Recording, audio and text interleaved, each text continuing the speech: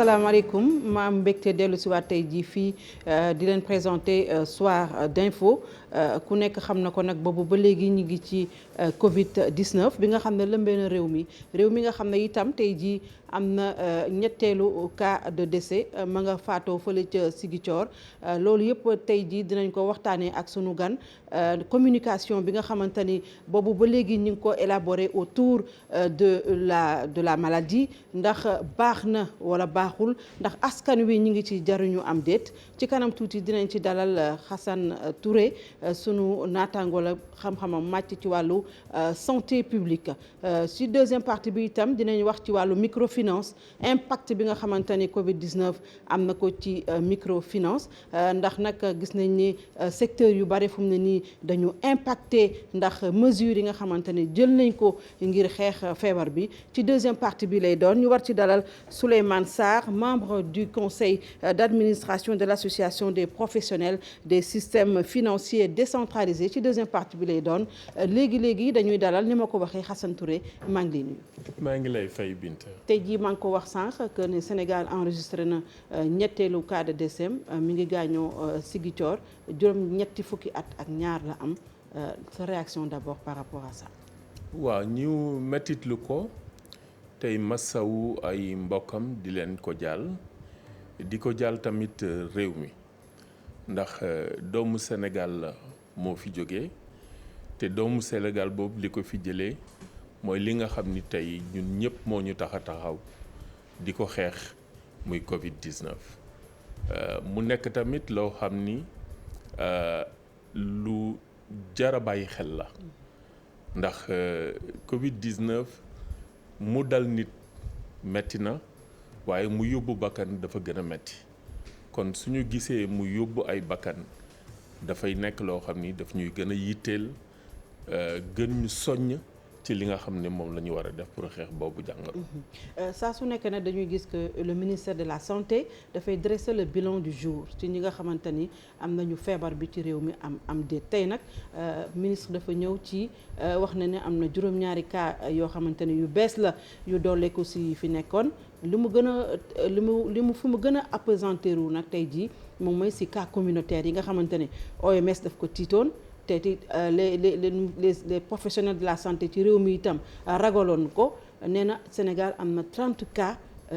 communautaire maanaam wàllante bi nga xamante ne ñun ci suñu biir ñun ñoo koy faral di def te tey lu def na loo xamante ne mosu ko def moom ministre de la santé mooy dafa cité diwaan wala commune yi nga xamante ne feebar ba dugg na fa ban communication ministre bi tey ban jàngat nga ciy def.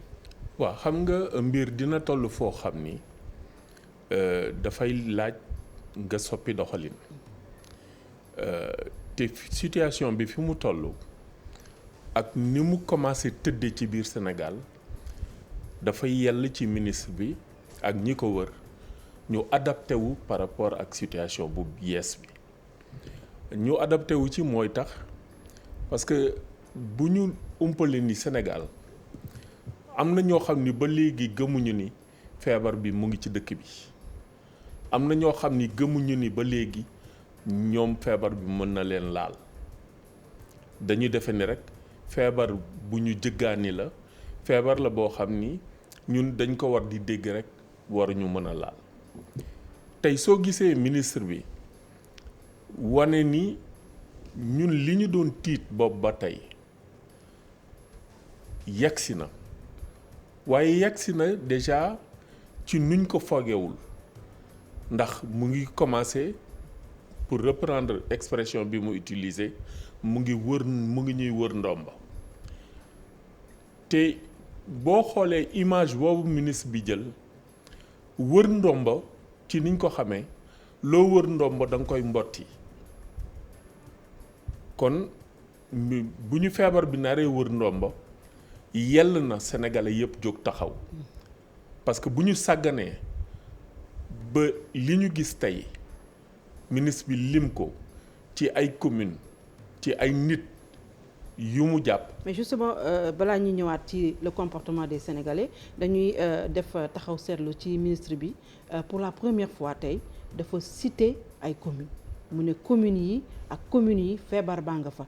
tey jii lan moo te boobu ba léegi dañ doon bañ a tudd tur parce que dañ doon bañ li ñuy wax stigmatisation nit ñi di leen daw wala feebar bi am na fii wala kii am na feebar bi mais tey dafa cité communes yi fa nga xamante ne feebar baa nga fa. waaw mooy li ma la wax ni la mbir am na fu muy toll da ngay soppi doxalin parce que am na sénégalais yoo xam ni ba léegi gëmuñu woon ni ca gox ba ñu nekk feebar bi war na fa mën a yegg si parce que teguñu ko woon ci lenn nag dañu amoon yaakaar rek ni du fa dal tey soo gisee ministre bi lim du dafa bëgg stigmatiser gox yi mu lim mais dafa bëgg wan ñi dese gëm ni dal na ñii dal na ñii dal na ñii fexe leen ba yéen ñi ci bokkul ci liste bi du ngeen ci mës a bokk kooku mooy message bi mu yeggaliwul fexe leen ba ñu fagaru ba ñi mu dal ñu yamale ko fa waaye yéen ñi mu dawlul bokk leen ci liste bi fexe leen ba bu mu yegsi ci yéen loolu mooy message li ñu mën a tënk ci message am. C'est vrai que mi ngi interpeller à travers son message les communautés mais est-ce que aussi ñi nga xamante ne ñoom ñoo yor communes yi amul benn message bu mu leen bëggoon adressé les maires. waaw maires yi sous-préfet yi préfet yi population yi parce que xeex bi damay faral di wax ni du xeexu waa kër docteur rekk waa kër docteur ñi feebar lañ leen di yóbbul ñu faj leen mais dafa am xeex boo xam ni ci plan administratif la ki nga xam ni moo jiite gox bi moo xam préfet sous-préfet moo xam maire bi dafa am loo xam ni ci ay ndombo tànkam yoon dafa ko may pour mu war ko mun a taxawee te yu mel nii su amee warul toog di xaar ñu ni ko nii nga war a taxawee walla nii nga war a taxawee daf ko war a jël assumer ko xool lan la yellool mu jël ko ci ay mesures administratives ba loolu du mën a yegsi communauté bi am ci wàll bu kilifa gi jëlee les mesures administratives yi ci war moom naka la war a mën a def ba gunge kilifa gi ba mesure yooyu ñu mën ko appliquer ci gën gaa rafeti anam ba mesure yooyu ñu mën ko doxal ci biir askan wi kenn ku ci nekk fab mesure bu ci nekk jël ko def ko sa moomeel jëfe ko doxe ko waxe ko ba bu ñett ñi lëkkaloo man communauté man autorité amaana docteur bi dootul jot lu bari lu muy faj te fi ñu toll ci épidémie bi dañu war a fexe ba docteur bi néew lu muy jot war koo faj ndax buñ fàtte ni suñuy système de santé dafa am fu mu mën a yem am fu mu mënul yem fi mu mën a yem mooy fi suñu doole réew yem te feebar bi am na nu muy lawee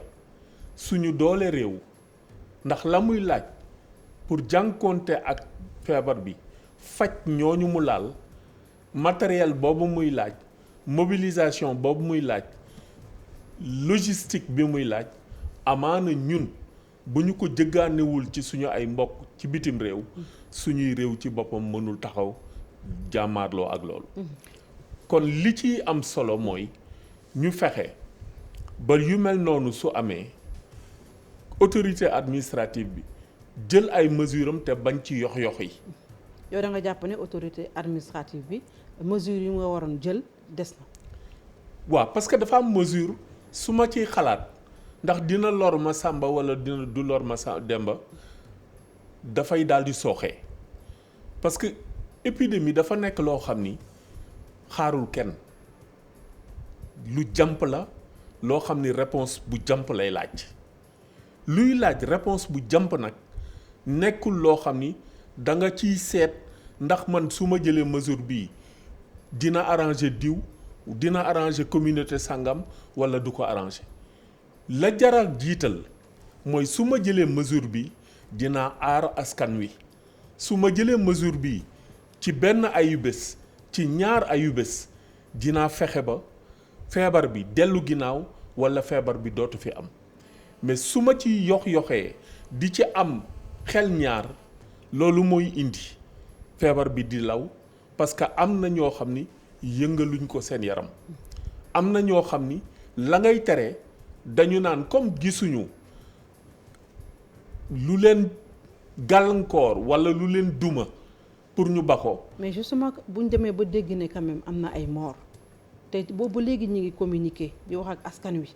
dans toutes les langues d'ailleurs lan moo waral askan wi ñu ci bari ci ñoom ba léegi dafa mel ni gëmuñu ne feebar baa ngi fi. waaw xam nga li ko waral mooy damay sargal média wu Sénégal yàlla def na bari na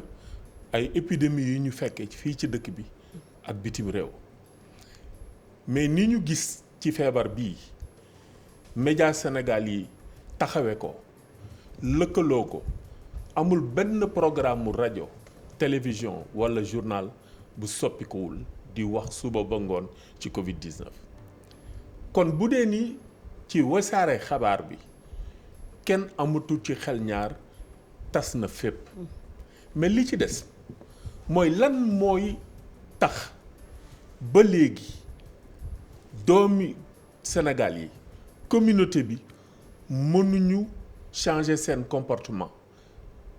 soppi seen doxalin xam ni la ñu doon dund démb ak barki démb tey am na lu ko dindi ma wax ni dafa am ñetti xeetu nit benn xeet bi mooy ki nga xam ni doyloo na la média yi di wax digtal yañ ca teg mu ngi koy jëfe kooka du am communautaire du am contact yàlla mën na ko ci muccal mais dafa am ñaari xeetu nit yu ñu war a waxal. mooy ñan. benn bi mooy ki nga xam ni gëm na ni feebar bi am na mais jëfewul dara ci digle yi. mais lan moo ko waral. li ko waral dafay am xel ñaar benn bi mooy ñii dañuy wax rek dafa dese gëm ki dese gëm nag mënoo fexe ba ci saa si mu soppi il faut yow nga changer ni ngay waxee ak moom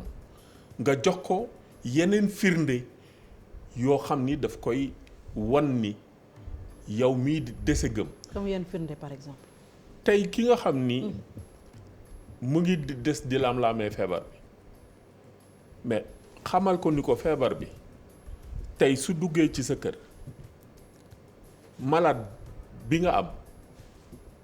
ak ku mu mën a doon ci kër gi ak cofeel goo mën a am ci moom su xasee ba dugg hôpital doo ko seeti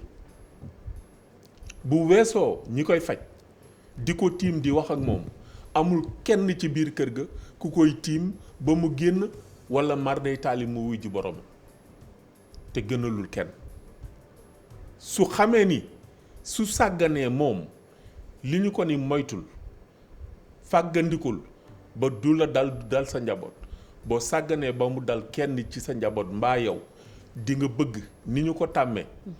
ci suñuy aada boo tëddee hôpital say mbokk ñëw di la dëfal di la gunge bu boobaa doo gis kenn parce que na feebar bi bindoo kenn du fa dugg ndax ña fay dugg sax dafa am colin bu ñuy sol pour mën a wax ak yow pour mën laa faj muy benn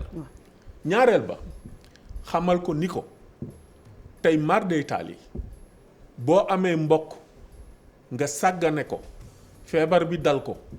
ba bakkanam rotti doo ko suuli doo ko sang la nga war a mujjantal ak moom gunge ko ci bàmmeelam na nga ko bëggee doo ko ni mëne ndax am na doomu jàngoro bi lu des ci moom du ñu la bàyyi nga di ko laal nu mu la neexee dafay am yeneen xeet service yoo xam ni ñoom ñooy ñëw jël néew bi sang ko defar ko ba mu wóor leen ni dootul war a mun a wàll kenn ñu gunge la wàññi nag ñaata nit la koy topp ñëw dencal la ko kon ku seet ñaar yooyu war a xam ni su fekkee bëgg nga sa bopp bëgg sa askan di nga war a jóg ba loolu du la daal ñetteelu nit bi mooy ki nga xam ni dafa yaakaar ni moom dara waru koo mun a dal yaakaar naa sëriñ bi yaakaar naa aaya yuñ may jox yaakaar naa lu ma tegul fenn ni warumaa dal walla yaakaar naa ndomba gu ma takk ñu ne ma luy wàlle du la laal waaye liy wàlle ka la ko bindal boo gëstu woon feebar a ko rey ka la ko bindal boo gëstu woon ay baayam ay maamam hôpital la ñu deewe kon ça veut dire ba ñu tolloo ci yenn diggante yi dañ leen jàpp yóbbu hôpital kon tey bu la nit gëmloo ni lii nga takk lii ngay wérd lii ngay naan du tax nga feebar fagaru moo gën faju mais kon bu ma lay dégg dafa mel ni boobu ba léegi on est à plus d'un mois quand même de l'épidémie mais on voit toujours les mêmes comportements décevants ci mbedd yi parce que dinañ gis toujours les gens qui se regroupent qui prennent le café ensemble avec le même verre di naanandoo verre yi te yooyu yëpp dañ ko tere on avait mis en place depuis bi ñu commencé la communication autour de la prévention du Covid-19 5 mesures maanaam da ngeen raxas seen loxo da ngeen di jël gel hydroalcoolique da ngeen di soriato la distanciation sociale yooyu yëpp mais dafa mel ni à l'arrivée résultat bi des na bu baax. dafa mel nit ñi dégluwuñu yooyu. li tax mu des communication dafay évoluer parce que soo xoolee bi mbas mi tàmbali li gënoon yitteel ci wàllu communication mooy ñu fexe ba nit ñi xam feebar bu yees bi fi dugg lan la naka lay ñëwee naka lañ koy jàppee naka lay mel ci sa yaram bu la jàppee naka lañ ko mën a moytoo mais étape boobu bu jàllee ñu gis ni feebar bi non seulement dugg na parce que bu njëkk cas importé lañ doon wax mais vocabulaire bi dafa dem ba mujj gi mu changé cas importé bi indi cas contact muy ñëw indi ko fi am na ñu saafoonteloon bàyyi leen doomu jàngoro bi muy beneen xeetu communication bu muy laaj parce que informé woon nga nit ki mais yaa ngi ñëw ci sensibiliser ko ñi ci des pour ñu war a mun a moytu fagaru balaa doomu jàngoro bi di ànd ak askan wi parce que bu njëkk loolu lañ mooy liñ doon daw jàngoro bi ñëw na nañu jël matuwaay yépp ba jàngoro bi ci ñooñu mu jot a dal bu ñu leen fajee mu yam fa nañu fexe ba du rëcc bay dugg ci askan wi mais ci biir contact yooyu gis nañ ni doomu jàngoro bi dem na ba benn jamono mu ngi doxantu mel ni lu jël nationalité sénégalaise ñu commencé dégg benn cas communautaire ci jàngoro bu mel noonu déjà problème la tey ñu ngi ci fanweer tey mënoon ni benn gox rekk moo ko am ay gox ngay wax te gox yooyu mu am li tax jàngoro bi doy waar ñoom xamuñu ku leen wàll mais ñoom it xamuñu kan lañ wàll loolu moo ci gën a yéeme moo ci gën doy waar donc su fekkee ni yow xamuloo ki la wàll moytuwuloo jëfewoo lañ doon tere lañ la doon digtal pour nga jël ko comme mesure barrière defoo ko lañ la doon moytuwuloo ko yaa ngi jël transport en commun jëluloo say masque raxasuloo say loxo buy nit di tis li nga taxaw ci wetam yaa ngi saafonte yaa ngi dugg ci boulangerie yi ngeen di buuxante yaa ngi jël verre bi ngeen di ko weccee mais yooyu yëpp dafa nekk loo xam ni dañ ci war a yee askan wi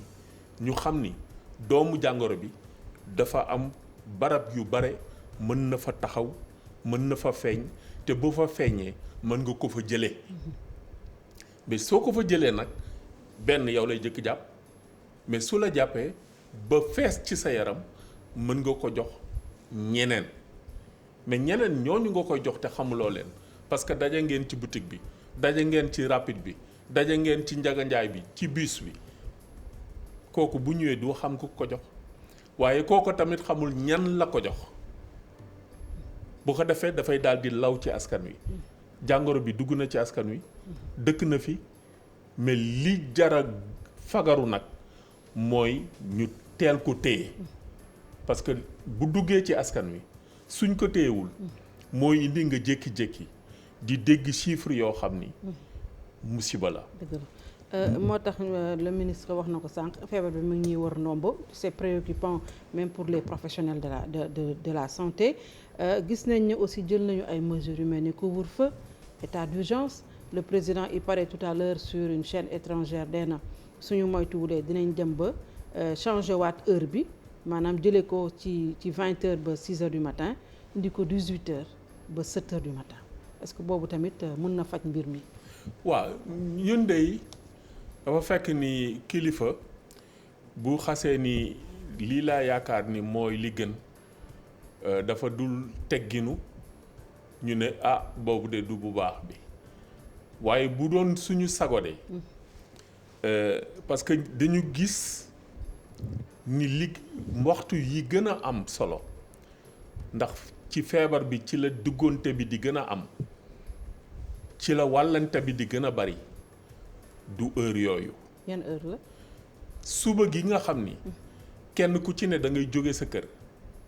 ni maa ngi daw wuti lu ma am maa ngi daw jaayi maa ngi daw seeti diw ak diw ndax ma am lu ma fa for indi ko kooka mooy jël transport en commun kooka mooy dugg ci yenn regroupement yi kooka mooy dem fii dem fii moment boobu ci la wàllante bi gën a am doole mais ki nga xam ni dafa wàcc war a ñibbi këram toog ak njabootam kooka amaana du wàll ki ci mbedd mi xëy na buy wàll njabootam gi ci kër gi mu ñëw jële ko ca mbedd ma ñëw lay wàll ci ngoon gi mais lii am solo mooy yu mel nii su amee demi mesure waru ci am. kon est-ce que yow bokk nga si ñu jàpp ne dañoo war a def un confinement général. absolument fii ñu toll nii day bu ñu bëggee ci ñetti semaine gën jaa bari ñeenti semaine ñu commencé di woññ di fàtte di war wocc bu ñu ko bëggee mënee tudde noonu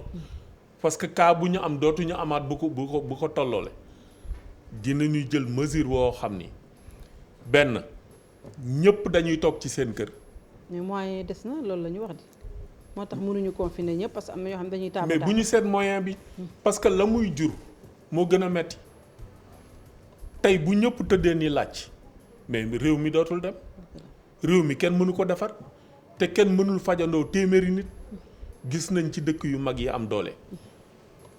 ndeet gi lu tax moo bare mënuñu jël en charge ñëpp à la fois mais mën nga moytuloo ñëpp à la fois il faut nga def choix prévention boo ko buggee def pour nit ñi mucc tout ce qui est facteur de risque da nga koy isoler te facteur de risque weesuwul ñu war a daje boo duggee ci koñ yi da ngay laajte mais ñun ndax ñu ngi ci période épidémie wala déet grand place yaa ngi ci biir koñ yi ci biir couvre-feu bi am na koñ yoo xam ni soo fa duggee guddi gi ñu ngi toog di ataaya parce que pour ñoom police du yegsi ci boor boobu pour ñoom police ci artères yu mag yi la ñuy taxaw di surveiller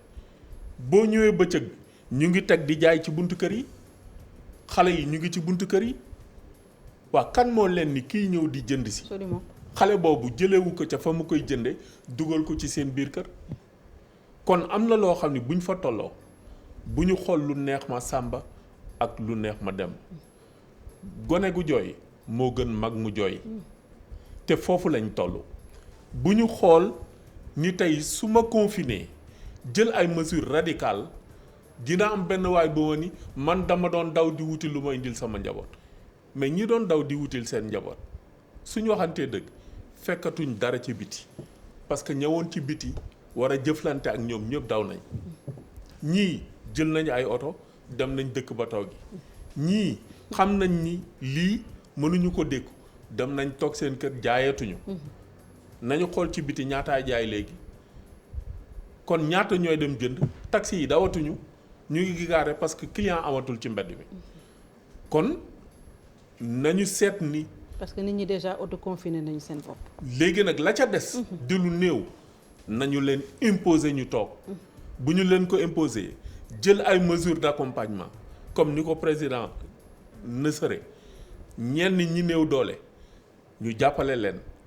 am na ñoo xam ni ci koñ yi. administration bi maire yi délégué de quartier yi mais xam nañ koñ yi ña fa nekk. bu ñu leen bëggee dimbali jël armée mu nekk ci seen wet jël préfet yi ak sous-préfet yi.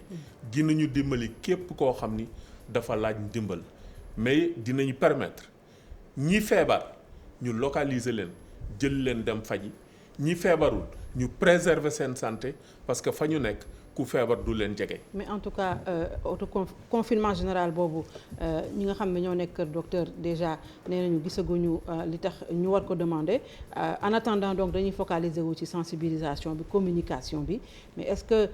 façon bi ñu koy defee par exemple je vais revenir sur ça parce que pour convaincre nit ki mu toog il faut nga jox ko ay argument yi tax wax nga ko sànq. comme du genre restez chez vous bu leen génn ci mbedd mi te sénégalais yu bari aussi bëgguñu ku leen jox ay ordre est-ce que jarul ñu changer étape yooyu aussi. xam nga bëgguñu ordre mais sénégalais sensible na tam dafa am loo xam ni tamit buñ ko fàtte sénégalais kenn koo ci fëgg. am na lu mu gëm koo ci fëgg rek am na lu mu gëm. mais kenn ku nekk ca la mu gëm fekk ko ci am nañ fi ay sëriñ ay kilifa aada absolument ak ñeneen ñooñu nañ bokk ci xeex bi. waaw kenn ku ci ne am nga kàddu jëlal sa kàddu am nga koy déglu tam. am na ku lay déglu. am na koo xam ni loo wax. mu déggal la kooku bu fekkee ni ñooñu bokk nañ ci xeex bi ñu enregistré leen. ñu wane leen ñu teg woo seen njaboot wax ak ñoom ku ci ne wax ak sa njaboot bu ñëpp wax ak seen njaboot bu ñu dawalee ñaari semaine dinañ gis lu soppeeku. voilà maa ngi lay gërëm bu baax Assane Touré journaliste xam-xamam màcc ci wàllu santé publique moom lañ doon waxtaanal kon ci première partie bi dañuy dem léegi publicité laata xibaar yi ci kanam tuuti deuxième partie.